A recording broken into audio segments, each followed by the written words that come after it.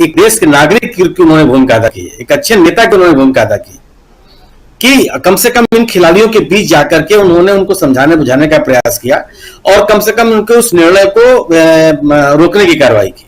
इन्होंने कोई राजनीति नहीं की। आप इसको इस रूप में भी नहीं देखा जाना चाहिए कि नरेश टिकैत ने कोई राजनीति, एक जिम्मेदार जन नेता की भूमिका उन्होंने अदा की और इस आपके इस मन से उसकी उनकी तारीफ की जानी चाहिए कि केवल आंदोलन का नेतृत्व ही करने के लिए उन्होंने नहीं अपने आप को तैयार किया है, बल्कि एक अच्छी पहल करके, एक सकारात्मक पहल करके एक ऐसे विद्रोह की स्थिति से को होने से बचा लिया जिससे अंतर्राष्ट्रीय और सभ्य समाज के रूप में हमारे आपके ऊपर बड़ी भारी टिप्पणी होती। बिल्कुल बिल्कुल बिल्कुल सही कह रहे हैं शकील अख्तर जी। आपकी भी प्रतिक्रिया इस पे, जो कुछ है, जो बहुत एक कहें तो शर्मनाक घटनाक्रम है हमारे देश के हिसाब से, हमारे खिलाड़ियों के लिहाज से, और क्या कुछ हम बाहर के देशों में पहुंचा रहे हैं, आप खुद समझ रहे होंगे। राजीव जी, आपने ये बहुत बड़ी खबर बता के एक बहुत बड़ी राहत दी है, पूरे देश को राहत दी है। इससे बड़ी खबर पिछले कई सालों में इतनी दिल को सुकून देने वाली खबर नहीं सुनी।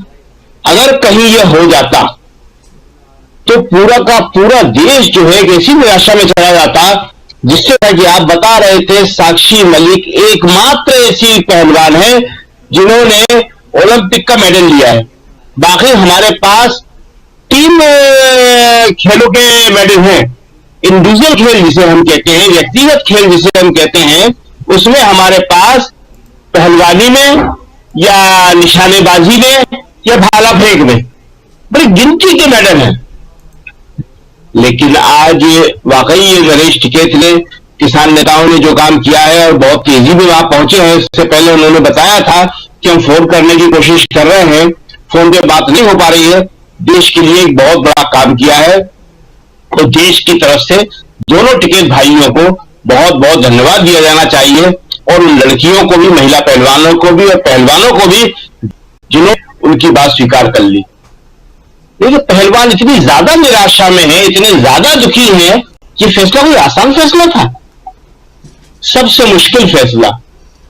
कोई छात्र जिस तरह अपनी डिग्री को खत्म कर दे, डिग्री को फाड़ कर फेंक दे, ये इतनी मेहनत से अर्जित, इनके एक एक बूंद से, पसीने की बूंद से मिला हुआ मेडल था। ये किसी के एहसान से मिला हुआ नहीं था ये, और इसको उन्हें इस मजबूरी में बहाना पड़ रहा है कि कोई उनकी सुन नहीं रहा। आज की ये शाम, ये अच्छी खबर वाकई बहुत अच्छी है कि लड़कियों ने इस बात को मान लिया, पहलवानों ने इस बात को मान लिया। अब आगे क्या होगा ये सरकार को सोचना है, और बड़ा मुश्किल है ये कहना कि अभी तक सरकार जो है ब्रजभूषण के खिलाफ कार्रवाई क्यों नहीं कर रही है। वो आदमी जो ये कह रहा है कि पास्को कानून ही गलत है, मैं इस कानून को ही बदलवा दूंगा, वो आदमी जो पार्लियामेंट में पहुंचकर हाथ हिला रहा है। हम राजीव जी सही बताएं आपको कि हम ये सोच रहे कि यहां पे ब्रजभूषण शरण सिंह नहीं आएंगे, या तो उन्हें मना कर दिया जाएगा या वो खुद नहीं आएंगे। लेकिन हम मतलब इतने दुख में और आश्चर्यचकित रह गए जब वो वहां दिखे। इससे बड़ी दुखद बात कोई नहीं हो सकती है। और बाहर उसी वक्त ये लड़कियां घसीटी जा रही थी सड़क के ऊपर, इनके मुंह के ऊपर पुलिस का जूता था। तो अब देश में ये जो हालत है ये बहुत ही गंभीर मोड़ पे पहुंच चुकी है। हमारे प्रधानमंत्री जी, हमारी सरकार किसी की बात नहीं सुन रही। मजदूर मीलों मील पैदल चले गए, किसान आंदोलन हुआ इतना लंबा, अग्निवीर का भी बताइए, छात्र परेशान है, सब परेशान है, लेकिन सरकार किसी की बात सुनने को तैयार नहीं है। और वो वहां सेंगोल स्थापित करने को पार्लियामेंट में अपनी आप बहुत बड़ी सफलता मान रही है। हमें लगता है किसी दिन को कोई सियासत भी मिल जाएगा, जैसे पहले हुआ करता था कि वहां बैठ के न्याय होता था, तो शायद वहां बैठ के न्याय भी किया जाने लगेगा। कोई ऐसा टीला मिल जाएगा, और कोई आश्चर्यजनक बात नहीं है कि लोग वहां पहुंचने लगेंगे कि हमारा न्याय कर दो। आज अगर गंगा में ये लड़कियां अपने मेडल बहा देती, हम सच कह रहे हैं, ऐसा लग रहा था कि मां गंगा में आग लग जाती। जो आप कह रहे थे कि प्रधानमंत्री जी हमारे कह रहे थे कि मुझे मां गंगा में बुलाया है, और आज निश्चित ही रूप से मां गंगा भी बहुत राहत महसूस कर रही होंगी, और इससे पहले वो खुद कह रही होंगी कि बेटियों मेरे पास बताओ, दूर हो मुझसे, ये मत करो। आप सोचिए कि कितना मार्मिक दृश्य होता वो, जिससे ये देश बच गया देखने को। और गोदी मीडिया की जो क्या कहें, वो तो इसके लिए इतना लालायित था। जिस तरह वो एक आपको कहानी याद होगी, उसका नाम हम भूल रहे हैं, जिसमें एक आदमी को मार रहे थे और उसका 24 घंटे लाइव कर रहे थे कि इसने घोषणा की है कि मैं मरने वाला हूं। उसमें एक फिल्म भी बनी थी शायद बाद में। तो ये उसी तरह का दृश्य था कि ये लोग चाह रहे थे कि इस दृश्य को दिखाएं। अगर किसी को बहाना था तो इन गोदी मीडिया के टीवी स्टूडियो को गंगा में बहा देना चाहिए। आज देश के सारे संकटों का कारण ये गोदी मीडिया के टीवी स्टूडियो। हम बहुत दुख के साथ ये बात कह रहे हैं, मीडिया ने अपनी जिम्मेदारी बिल्कुल नहीं निभाई है, बल्कि इस मामले में आग लगाने की पूरी कोशिश की। उन्होंने एक सवाल कभी सरकार से नहीं पूछा कि ब्रजभूषण शरण सिंह को गिरफ्तार क्यों नहीं किया जा रहा है।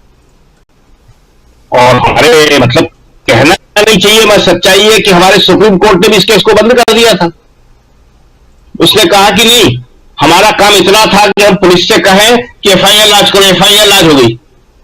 ये तो वो वाली बात हुई कि कोई कहे कि आपके आदमी को हमने हॉस्पिटल में भर्ती कर लिया है, अब डॉक्टर उसको देखे न देखे, इलाज हो या न हो, इससे हमें कोई मतलब नहीं है।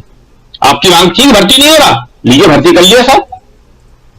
आज सुप्रीम कोर्ट को भी अपने वक्त उस बारे में सोचना चाहिए कि क्या हो रहा है, क्या उसकी कोई जिम्मेदारी नहीं बनती है। सुमोटो उसे भी कार्रवाई करना चाहिए। पुलिस ने जो किया वो तो सबने देखा ही। उल्टे पहलवानों के ऊपर मुकदमे दर्ज हैं और उन्हें कभी भी गिरफ्तार किया जा सकता है। तो आज की स्थिति में आपने ये खबर सुना के बहुत बड़ी राहत दी है, और हम उम्मीद करते हैं कि कोई ना कोई ऐसा रास्ता निकलेगा कि इन लड़कियों का आत्मविश्वास वापस आएगा, और इन लड़कियों का ही नहीं, इसके साथ देश का आत्मविश्वास भी वापस आएगा। जी राजीव जी। जी बिल्कुल सही कह रहे हैं आप। शकील अख्तर जी बने रहिए हमारे साथ, अभी और भी बहुत कुछ हम इस पर चर्चा करेंगे।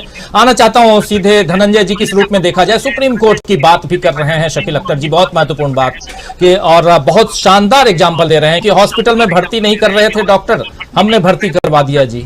अब डॉक्टर जाने और आप जानिए, बात तो बिल्कुल वैसे ही है कि आपने कहा एफआईआर करवाने के लिए, हमने एफआईआर का आदेश दे दिया, एफआईआर दर्ज हो गई, अब आप जानिए और पुलिस जाने। ये क्या बात हुई? और दूसरी बात ये कि आप उसी दिन, जिस दिन नए संसद भवन का उद्घाटन कर रहे हैं, उस दिन इन लड़कियों के ऊपर बूट से इन्हें रौंद